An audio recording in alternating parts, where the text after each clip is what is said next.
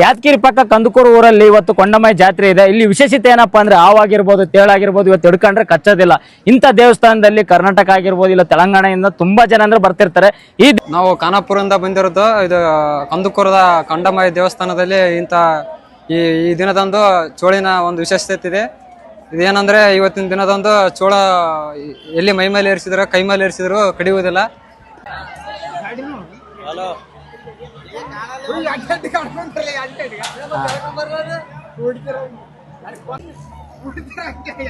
ಸುಮ್ಮ ಕೊಂದ್ಕ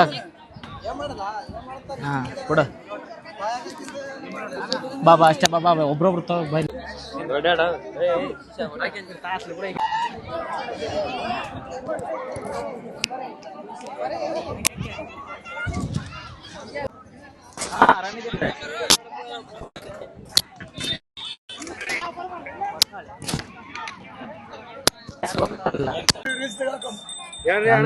ನಂಬುದು ಅವ್ರದ್ದು ನಂಬುದು ಮಾಡ್ಬಾರ್ದು. ಯಾಕಂದ್ರೆ